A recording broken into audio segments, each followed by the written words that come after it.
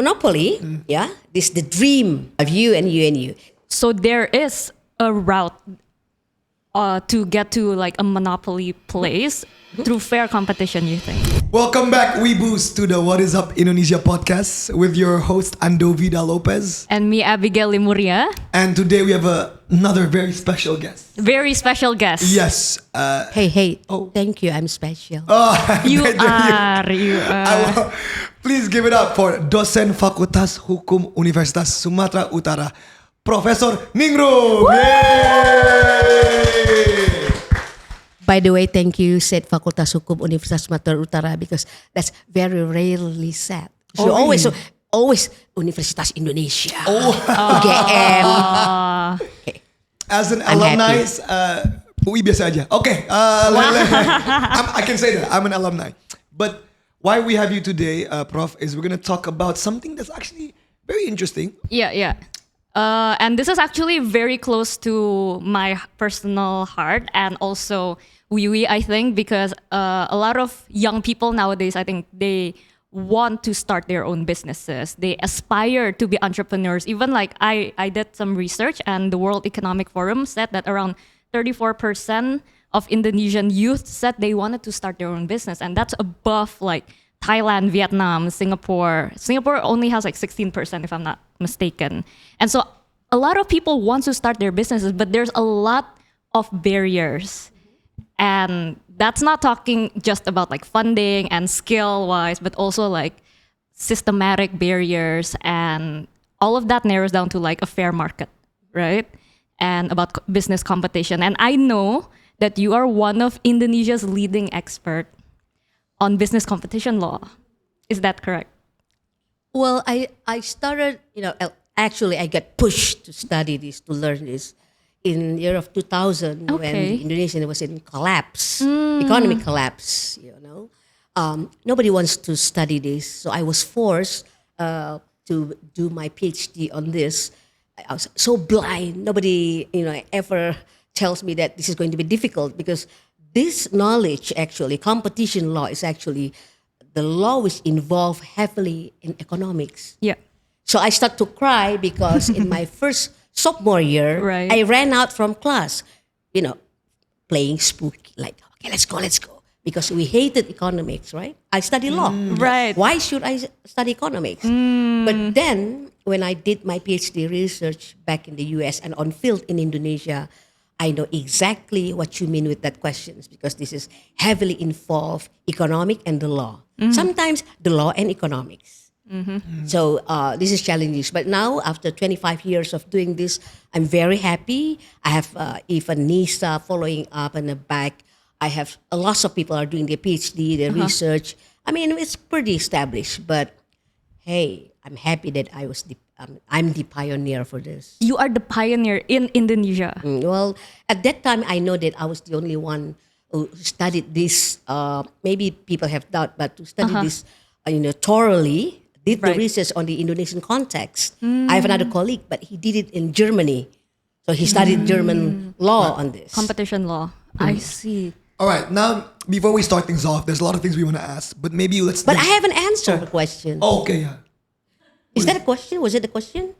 I think that was just an introductory remark. Okay. So I think it's okay. I think that's a very, very on point, like follow up to what I just said. So, Andovi, you wanted to? I just wanted to ask maybe to get the definition correct first. Okay. What is that's fair true. market? Right, because we're going to talk about a lot of things about competition, fair market.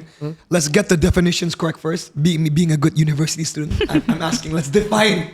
Let's have this. So what is fair market? What is competition law? What is all in this? a very simple layman term, maybe. Yeah. Okay. When you play football, you see, you also use the same definition, same word. What is fair and what is unfair game? Yes. It's the same thing. The winner, will win the game when they have what we call a competitive advantage, you see. But fair market, is not always acceptable to a lot of people who are going to enter the market, you see. Why? Because, let me tell you this, competition is always about winning or lose. You win something or you lose something. So when it comes to the market, people will do, but this is economically in theory, people will do anything to win the market. Yep. Okay, on a positive manner, yeah, positive habits, efficient, innovation, all right, after sales service, marketing, sufficient capital, everything that you name it on the theory. And then you enter the market. But hey, some, competitors not lurking, but it's already incumbent on the markets. Yep. So either you are going to go through and get all of those advantages and kill them on the competition, or you're going to be exceeding the market. But what is fair and what's unfair? Fairness is, you admitted that you have something better than other competitors, and people choose your products based on quality, quantity, after sales service marketing, anything you said with that, it's embedded in that. But when you lose, means you are going to exit the market. Exactly what do you do? Exactly. If it's a fair competition, you accept it. But on a business terms, economic terms, means you go bankrupt. Yep. You're gone. And nobody cares about you gone. And who's the real, not player, real institutions who's going to take care of that is the government. But another questions follow up. Does the government always play a good role, or are they also being a jerk? Like, they put heavily regulations and then have some kind of protections to a certain players. That's very unfair. Yep. How can people like you and me who have similar or same opportunity, same chance, go into the market, and then that the market could be unfair because of not natural barrier to entry, but artificial barrier. You have good things, but you don't have capital. Yeah. You have everything, but you don't have distribution. Absolutely. Those kind of things. So a lot of things involved in that. I hope I don't scare people by what I'm trying to explain. I love it. Yeah, so I think I would like to ask you, how fair do you think is the market and the business competition right now in Indonesia? Very typical, you see. Okay. For so many years and years, we live under the protection. During Suharto's era, 30 years of his power, I don't think he's ever have a very clear competition policy. And it was very well written in a lot of authors, a lot of research, including me, and it's alluring a lot of people, we get protection, the state-owned enterprise got protections. Yep. And when it comes to the economic failure in 1998, exactly what are we doing? We're begging to IMF for the loan. Yeah. Hey, we with that kind, we thought that was the best solution or the best way out to do. Okay, so many other Asian countries also did the same thing. Okay. But Malaysia did not do that. They tried to stand up and say, hey, we are going to fight this, but on our feet. On our own. But it's bitter to say, yeah? There's 50 points of entry that IMF instructed the Indonesian government that you must do this, blah, blah, blah. And luckily, I think it's a blessing in disguise that they also instructed us to adopt and enacted this law, competition law.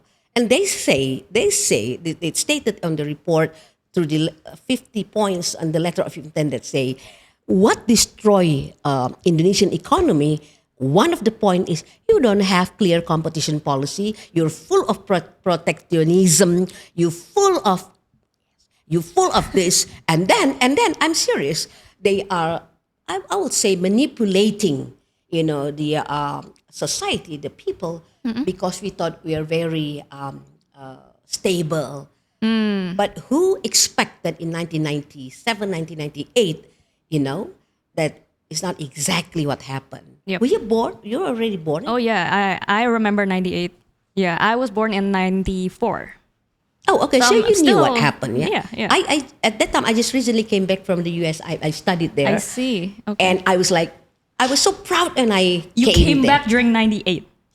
And I was like, is this what happened? Is this what happened? Yeah. But I'm glad that I went through that kind of epoch, that Right. period. Yeah. So I can learn much, I can study much, and then I'm very happy. Thank God I choose this subject.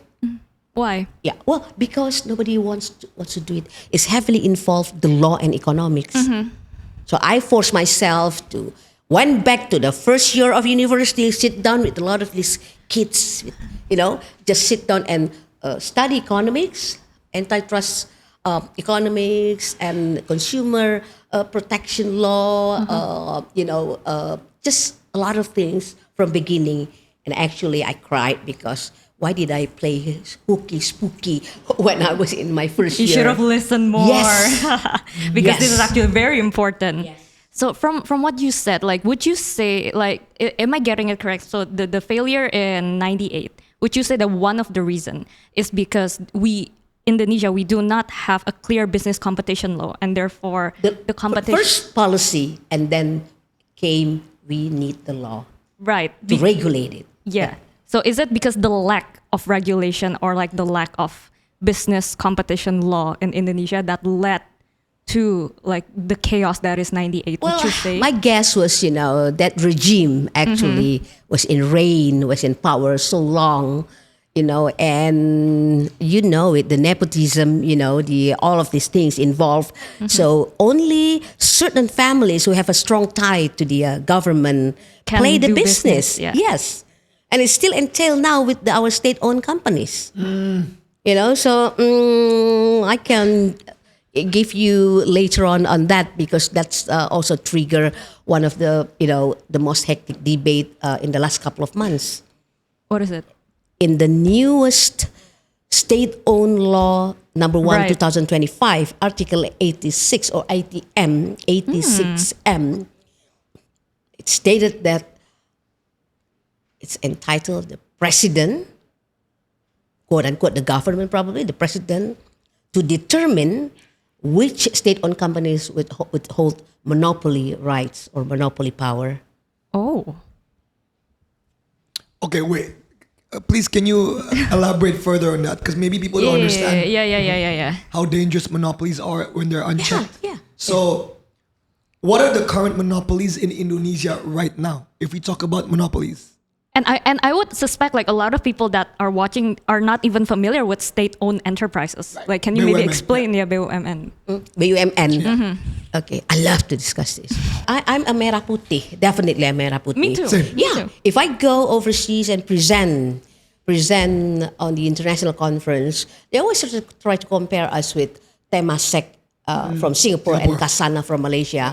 I said we're not apple to apple. It's uncomparable. With almost 300 million people, you compare to that, we're nothing. But if you compare to the performance of the state-owned, yes, we're behind them. So first excuse, and then we have to admit the condition. Okay, let me reiterate on what is exactly on big monopolies. Big monopolies is the dream of every companies. Okay. Means there is no substitute. There is nobody else in that market that you run the whole business. So you can determine first the price that you want to set up because you don't have any choice. And the second one is you can determine and set up how much that you want to produce. To the production of your companies is up to you. Let's say you say, okay, I know the demand is 1,000, but I would only produce 100. Yeah. Say, who cares? The 900 won't get it. Yep. All right? You shut your door and the next day people will still line up. Yep. That's being a monopolist. So the theory said it's increase price, limit production, and then they put what Richard Posner put in a very famous article. It's, they say they charge the monopoly price or burden to the society because Consumer. you pay for something because there's nobody else there. Yeah. It's called the very famous article by Richard Posner. It's called the social cost of monopoly. Okay, so monopoly, this is the dream of you and you and you. If you can get through the monopoly position Yep. through fair competition, that's it. So there is a route to get to like a monopoly place through fair competition, you think? Yes. Okay. Let me give you one word example. Okay. Microsoft. Who do you wants to beat him? Everybody wants to kill this guy, okay? Because he almost monopolized the whole world Right. with his products. But when I said there's no substitute, he was eloquently responded by, I have you can choose, for example, Like open Apple sources. or- Yeah. You can do that. But people love my products. So is that a crime? Is that my am I breaking the law? That's the monopoly. But when you monopolize, when you monopolize something, you become dominant in that sense that you control the market. You are the biggest player. You're The top of mind. Yes, Yeah. you are a price leader. Everything goes with that. It's very human, you tend to manipulate because you want to prolong and you want to hold your position, right? You want to be always number one. What you do? You do anything to hold to that position. And that is becoming, you do something breaking the law. I mean, a lot of behavior, a lot of activities that you do to stop new entry comes into your market. But hey, people who are on the top position will do anything, To stay at the top. Yes. It's like you. I heard you are on the top viewers, whatever. So aren't you enjoying your position and you're trying to be top number one. But if, let's say, then you work hard for that, right? You're trying to innovate something, you try to do the breakthrough. Yep. But there's also other ways of holding that is collusion. You put highly regulation. Yeah. And I it's- ban everyone else from making a Yes. podcast. Yes. If you can't do that, you probably negotiate with the regulator. Why don't you put it? Take down everyone else who posted a That's podcast. it. You get it. Okay. It's one semester already. Okay. I would like to food for thought. There's a counter argument that with public goods such as electricity, water, there's an argument that it should be monopolized because, like for example, Airline is monopolized in Indonesia. Listrik, water, well, not really. Transportation is. So what about when it comes to public goods such as water and housing and all that stuff? Okay. Listen. There is also a term in the competition law called natural monopoly. All right? Natural monopoly. It's acquired by two ways. Okay. The first one, if you work hard, you invent something, you invest so much time, so much capital, then you are allowed to have and to monopolize such thing called intellectual property rights. Right. Yep. It naturally comes with you, And then the law will give you protection. I don't know, patent right, probably 15 years, 20 years, I don't know. I'm not expert on that. Yeah. But that's natural, okay? Now, the other one, which is dangerous, which is what you refer to your questions, is also natural monopoly, but through regulations. Now, our Constitution on Article 33, explaining that, hey, on behalf of atas nama rakyat, whatever, I cannot translate it pretty well, yeah? Bumi, air, kekayaan alam lainnya. Untuk rakyat Indonesia, Okay. Now, who is going to run that, to manage that? That comes the state-owned company. Yep. Now, when you say it's primary goods, it will be endless list. Electricity, water, transportation, education. Okay. Now, who is the actor? Who are the actors? It's the state-owned companies. They're not going to be afraid or concerned about competitions. Yeah. Why? The law will protect them. That's why their behavior is likely to be, not compatible with the competition sense. Yeah, they don't have to innovate. They don't have to pertain their quality because everyone. Unless we change the law. So from what you say, right, these laws that are protecting the state-owned enterprises, it disincentivize them from innovating, from delivering the best because they're comfortable. But at the same time, if we change the law, for example, and we open it to the open market and we allow private companies to also do take part in that sector, wouldn't that like be commercializing things that people need day to day, like water and things like that? Okay, it's the not conflicting, but it's a fight between consumer welfare and the regulated Yes, market. that's what I meant. Yeah. Okay, I agree with that, but if the government determined very clear that this section is protective, I protect this market, blah, blah, blah, and I would only let the state-owned enterprise or state-owned companies to run this. Right. Okay, we only need a certain and strong control over their behavior, over their performance, right? What about, I'll give you two best examples. Yep. This is based on my research. A long time ago, when Garuda was the only player, and Mandala, which is already dead by now, and suddenly comes Sampati Air out of the blue. Okay, for me to see my late father went to Jakarta, takes the whole village to take him to the airport because it's such a pride to see Garuda Indonesia. Okay. Only fly twice a day and that's it. The airport shut down. When this law comes, two state-owned companies change their behavior immediately. Garuda must have new contenders. Now you name it. And competition teach them and gift them and push them to compete and get best result. If you even fly with Garuda, they proudly say, "Oh, kami memenangkan award airline terbaik dalam pelayanan." I go, because you compete with other airlines. All right? Yeah, and if there is a blank spot in between, any other airlines will get in. Hey, don't you enjoy it? If I don't have money, I fly with the cheapest as long as I get there. Absolutely. But if I want a full service and I go and get Garuda to fly me and give me food and everything else, it's almost like 20 people from the gate, check-in gate, all the way to the aircraft. Okay, Ibu, terima kasih. Bertobat. All right?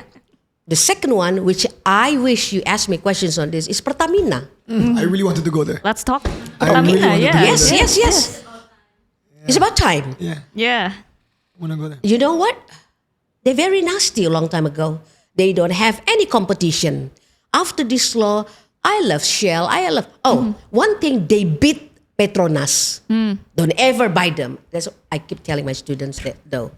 Merah putih. Jangan beli Petronas. Okay. Mesti beli Pertamina. And Petronas exit the market all over Indonesia. But Shell and others remain on the market. And, we have a choices, right? So, Pertamina also learned to change their behavior. Ibu, dari nol ya. Terima kasih. Oh, now you know how to say thank you, right? But if we being lullabied by all these conditions, something may turn out like the recent viral issues. Yeah. Okay, and that's one thing this law can play and take a role. Very important. Under Article 35E, I think, you can check it on the law, the Indonesian Competition Commission, or KPPU, have the rights to provide what you call advice to the government. They did it. They were like, on the news. But I don't think they follow up with the written ideas. Right. See, this is the thing where, as a citizen, I feel very confused. We all know what's happening with Pertamina now. Whatever the minister is doing right now. As we know, KPPU has given advice, but if there's no follow up and there's no enforcement, what can be done? I have a doubt if they give advice. Okay. I can show you. They put a viral icon. Okay. They share it to a lot of people. Okay. I know some people there, so I follow up. I said, what did you do afterwards? If you just put it viral on the media. So they just made a social media post. Yes. So I said, you should write and tell them that government should not do that, Okay. There's ibu-ibu in Jakarta, like taking it to the court. She sued Pertamina Okay. because she can't use her car, because she can't buy the petrol. Yes, that she needs. What do you see this? What do you see? Well, okay, maybe people like, oh, it's so unfair. But if everything goes through Pertamina, that's all, an effort or trying to monopolize Yeah. the thing. Did you go through that problem? No, I just went to look with. Well, did you use Pertamina oil or Shell or what? Before I always use Pertamina, and then the whole korupsi triliunan Pertamax yang di. So before I was a Pertamina user through and through, I was like, let's not give money to the Dutch because of Shell and BP. I don't want to give money to the British. But after the whole Pertamina case early this year with the campur-campuran tangki, I was so disappointed. So now what you use? Well, now I have an electric car, so I didn't. That's I true. Me don't- too. When we talk about unfair business competition, I think when people talk about monopolies, regular people tend to think about like big company versus small company. But in Indonesia, I feel like the divide, it's not so much about big versus small, but it's orang dalam versus non orang dalam, right? It's companies that are well connected and the rest of us. And like for example, permits. In Indonesia, permits are a nightmare for businesses. I mean, like my husband have a coffee business, and he has like other business, and we know like for a fact permits are crazy. But some businesses that are more well connected, they can get their permits like done in like matter of hours, days. Meanwhile, the rest of us need to wait like weeks, months, and sometimes even years. And I feel like that type of barrier that includes in the unfair business competition, right? Unfair treatment. Unfair treatment, yeah. And you mentioned earlier about KPPU, and they're supposed to be the business competition supervisory commission. Are they doing anything about that type of unfairness? Okay. Actually, there slipped some way in your earlier statement. Okay, as state institution was doing oversight over fair competition, there are two ways of entering into their, you give a report, right? Okay. The first one is always from the loose business player. Like, I get distracted or I get, problem because you always do this and this and I always lost. For example, in the tender or procurement, for Yes, example, there you go. right? Now, that's one thing. But I think under Article 40 or the law or 38 of the 40, I can't remember exactly. It's incredible that the Indonesian Competition Commission or KPPU may also take a case or initiate a case by looking at, what is not ordinary or what is something wrong. For example, high price, or let's say short supply of certain goods. Right.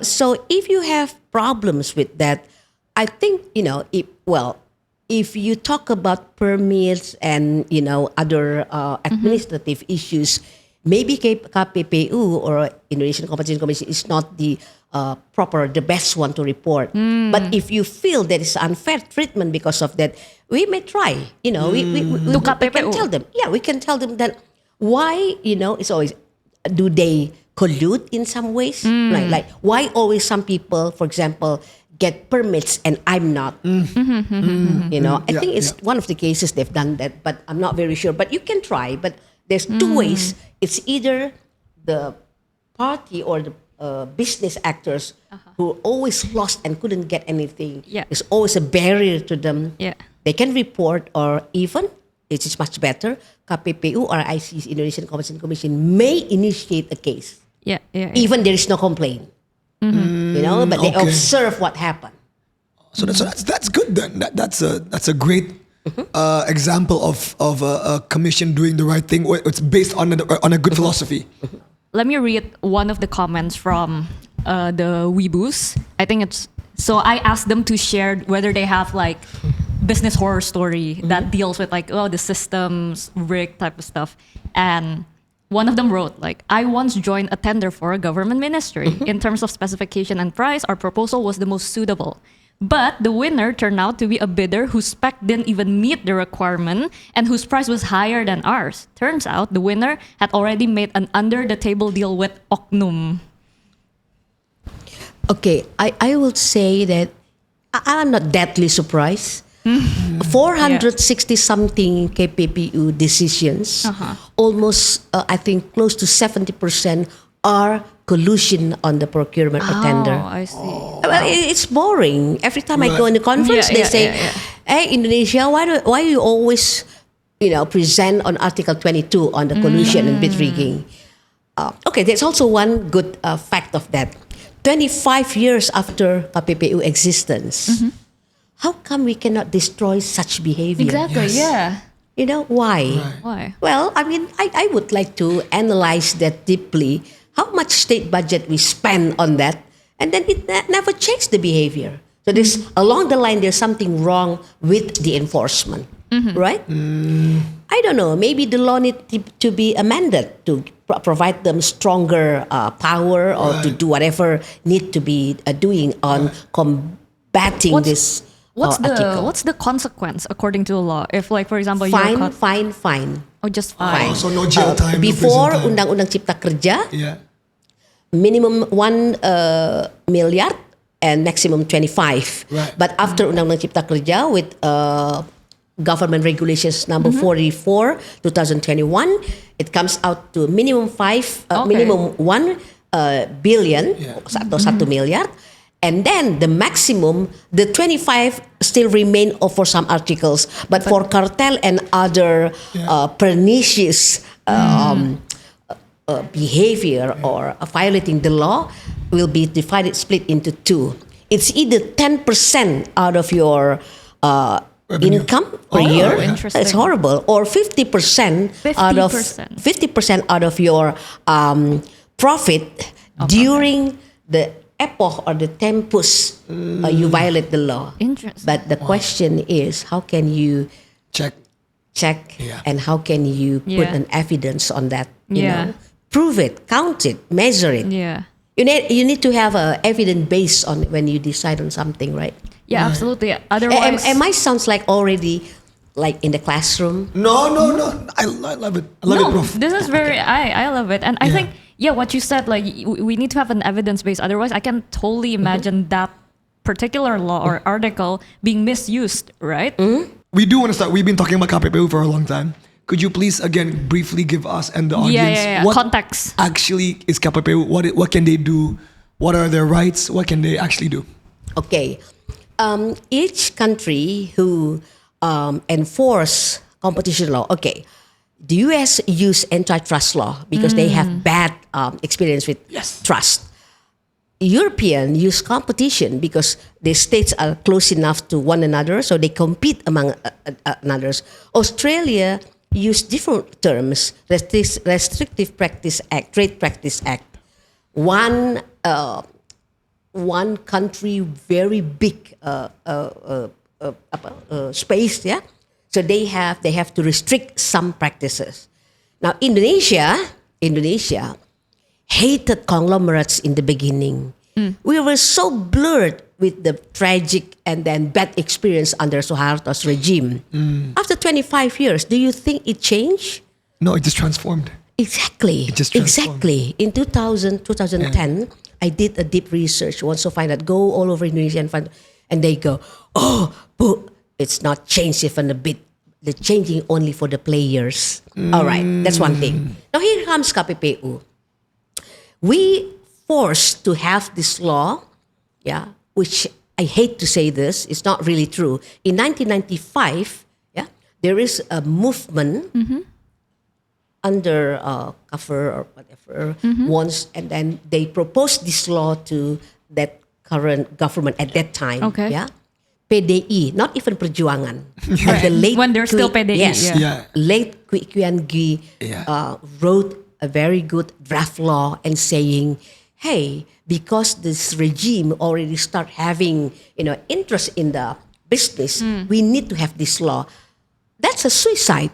When it comes to the DPR meeting, of course they ousted it. They Let's rejected kill it. it. Definitely, it's 1995. I was involved and looking at the draft law, and I was like, what the hell is this? I have no idea, right? Right.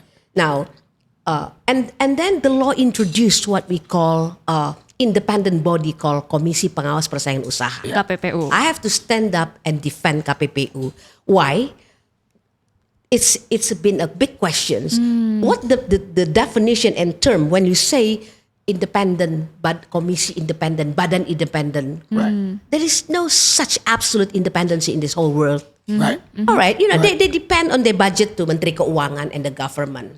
Independency can be only determined and measured when you deliver the decision, you're not under pressure. You're not afraid, you're not frightened of other pressures.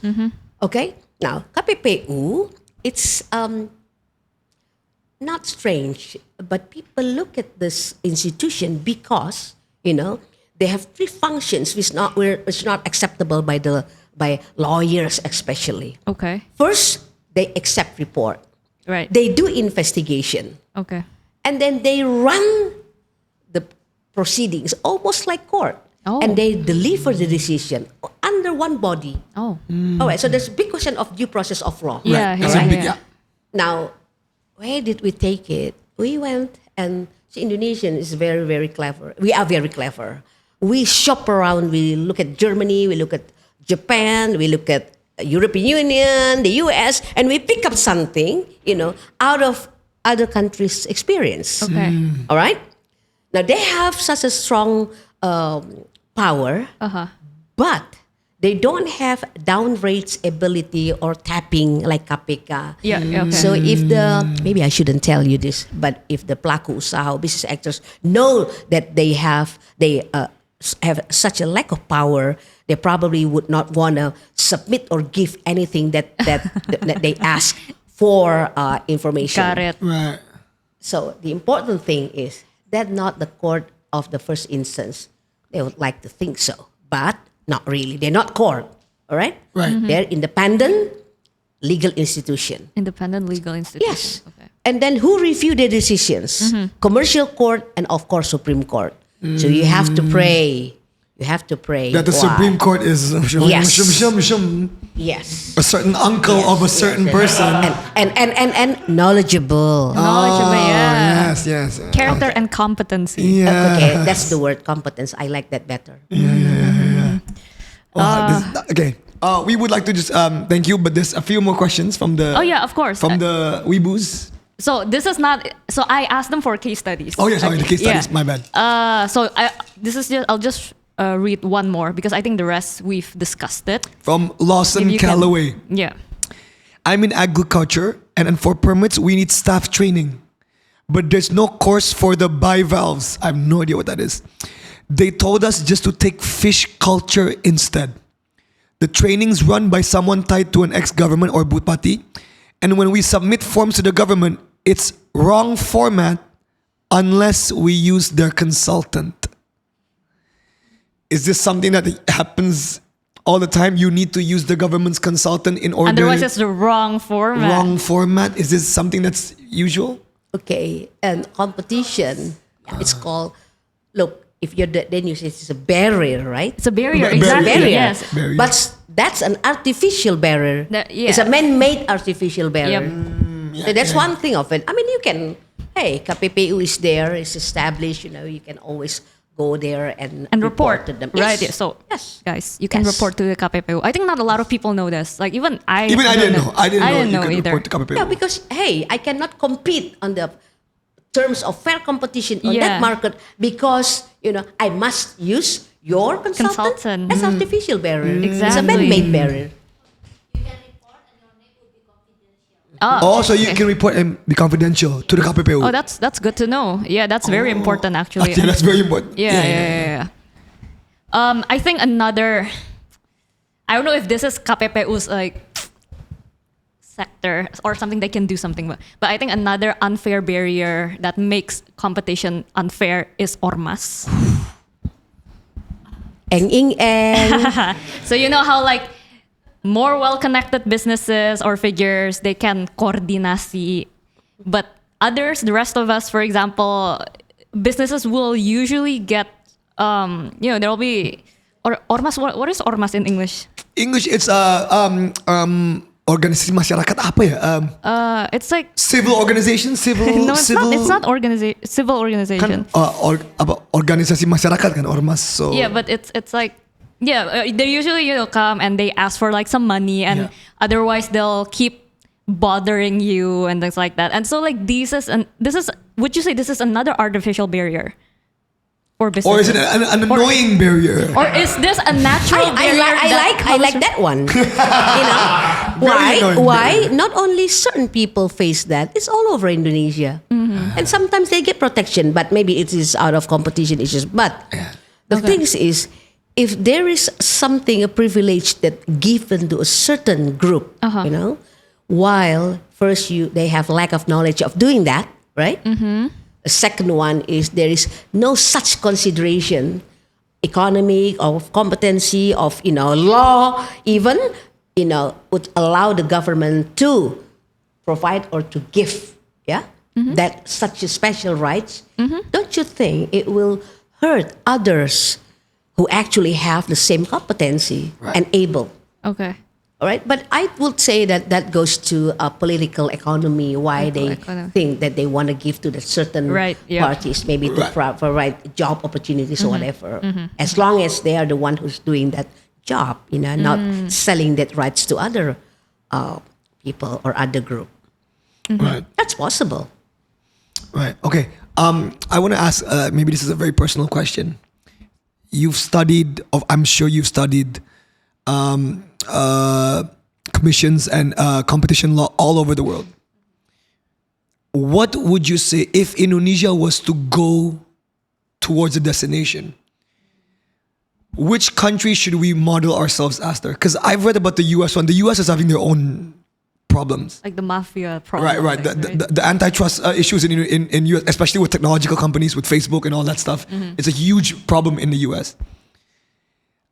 Not a lot of people complain about China's model, because they always say China has the invisible hand of the government, but right now China's invisible hand is working very well for them, because Chinese bureaucrats are doing their good job because they're scared of the central government. Look, there's a whole political aspect to this as well.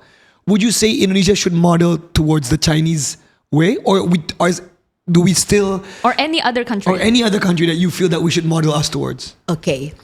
I think I've responded to this earlier. Right. I said we're a very clever state. We shop around like here and there. We shop around and we pick up the best. Maybe this is kind of embarrassing, but for example, Article 22 on our law number 5, 1999, that's provide, clause for bid rigging or collusion, tender collusion. Right? Because we have such a gigantic numbers of cases on that, hundreds, and it never changed since year 2000. A lot of ASEAN countries actually come to Indonesia and studied from us. So we were a role model, they studi banding to us. Yes. They go, it's embarrassing. But why is it embarrassing? Because they come here because they said, you have an endless case of bid rigging. So we became case study. We're a case study country. Yes. And then we have a lot of case studies. Yes, and then hundreds. And then you should know that some of the staff of KPPU staff were invited to ASEAN countries to teach them on how to do cases on that. All right. Wow. We introduced vertical collusion. Dang. We introduced horizontal collusions. Our people are very creative with their collusion. I believe there is no one best system around the world. We're looking, we shop around, we're stealing their ideas. They also learn something from us. And there are a lot of international organizations who actually provide advices and try to standardize just to make it easier. One of them is OECD, Organization for Economic and Cooperation Development. Yeah. Indonesia is like crawling and crying and try very hard to be accepted to be a member. With the Indonesian money laundry, in 2023, we successful became the 40th member, and it's actually absorbed our energy to be accepted as a member. Now our ambition is to become a member of OECD. But do you know the list of requirements that you have to fulfill. It's crazy. Okay. I doubt it. And I think the current president, President Prabowo, if he understands the importance of becoming accepted in OECD, I think he will pull out a lot of energy to focus on that. It's not gangsy or prestigious, It's really teach us on, if you want to become a member, you have to do this, and this endless list is actually killing us. One of them is competition. Fair competition. Fair Making sure, I competition, see, and you okay. must do this. You must have these guidelines. You must absorb. You must enact leniency. You must adopt this extraterritorial jurisdiction. You must adopt indirect evidence, direct evidence, Yep. whatever. All these new things in the modern enforcement of competition law. The thing is, we're very clever. Also, we just adopt it without amending the law. So this is the moment that saya harap yang mulia di Komisi 6 DPR RI, they should be more than willing to amend this law. It's been 25 years. Right. We're all left behind. Right, So I hope they hear this, And amend it for the better, right? podcast, and they should listen to Hey, Komisi 6.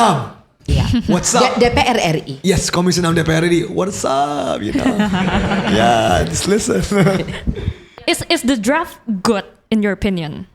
There is no such a complete or super perfect draft. Absolutely, yeah. But as long as they try to amend it, and they amend it in some clauses, which already happened, it took place already in Undang-Undang Cipta Kerja. Yeah. But out of 100, they only touched 2. But I'm grateful enough that they do that. They moved the civil court to the commercial court. That's okay. Thank you very much. Okay. They changed the fine, and they go, a lot of people collapse. Yeah. Right. But there's a lot of things with KPPU already apply that without changing the law. There's a lot of things. And if you contested to KPPU and said, "Are you the law?" Right. But that's a game of the lawyers. Yeah, Okay. Yeah. So do you think with what you've been observing with Indonesia's effort, are we on the right track? Are you more optimistic or pessimistic about Indonesia's path towards this better business, fair competition, best practices, and things like that? Okay. I'm a positive person. I love that. Do I look like I'm a positive person? Yes. I am a very determined person. Yes. Well, one thing that's actually people who are doing competitions have big question in mind. In January 2025, KPPU did one program. It's an outlook of 2025 economy. I was one of the speakers. I quoted President Prabowo stated that Indonesia's economic growth is 8%. Yeah. Okay, is that a magic number? I actually don't really care whether it's 100 or 1,000 or 8 or 5 or even 1. I don't get it. But people who knows exactly what happened with the economy said, don't you understand, even to raise 1% it's going to be hard work, hard labor, and it's actually linking from one thing to another. Regulation, corruptions, environmental workers, everything. I don't hear he's saying about competition. That's kind of sad. Right. If I add one more, and consumer protection. Right. Yep. So I hope this podcast really, get to him and his surroundings. So he should include that. Hi, Mayor Teddy. Please listen to this podcast. Abigail's podcast, Mayor Teddy, not mine. Abigail. But I think you're right. What we talk about all these aspects that are usually related to our economic growth and things like that. But very rarely do we mention fair market competition. That's You're so one thing. right. And even Consumer protection. Consumer protection, yes, absolutely. Because when we have consumer protection, once we have a fair market competition with no artificial or annoying barriers, right? There'll be more innovation. There'll be more economic activity, and consumers would be more emboldened to shop and to try new things, and that would move the economy. I hope tomorrow morning he suddenly wake up after his, serenade, sleeping, and he suddenly, I like competition. I hope. Hey, nothing is impossible. You need to pray. You did already call. Abigail did, not me. No, I did not. Abigail. Oh my gosh. Well, Prof. Ningrum, thank you. I've learned a lot from this, and Yeah, and I think I want to close this with like right. a more positive. No, not maybe not positive. Like maybe positive remark. So I think we've discussed about like all the barriers that business owners or entrepreneurs have to go through when they make businesses in Indonesia. And I don't think like owning a business, being an entrepreneur in Indonesia are an easy thing. It's not for everyone, definitely. So I'm just curious, what do you think are like the top qualities that one should have if they want to be an entrepreneur here in Indonesia, knowing the barriers and the competition in the market? Be a tough entrepreneur. Why? Look. If everything's in the good condition, smooth, you rather go to sleep. But the market is very, very alive. It's dynamic. It keeps changing. Yep. And people who are not resistant to change, who said that? That will win the competition. And by the way, I actually took one of the poet, very famous one, and I would like to read it. Okay, please Yes, do. absolutely. Get me my paper. Okay, as a person who consistently doing on this field, I'm very glad there are a lot of other young lecturers and young researchers who take interest. Usually, if hits their life, like for example the scarcity of a certain good supply, then you start questioning what's happened, where's the law, where's the government role, and everything else. And it always come up ended with Indonesian Competition Commissions or KPPU. Why? They're the state institution who are doing oversight and have to do good work, good job Okay. to make sure that the market works very well.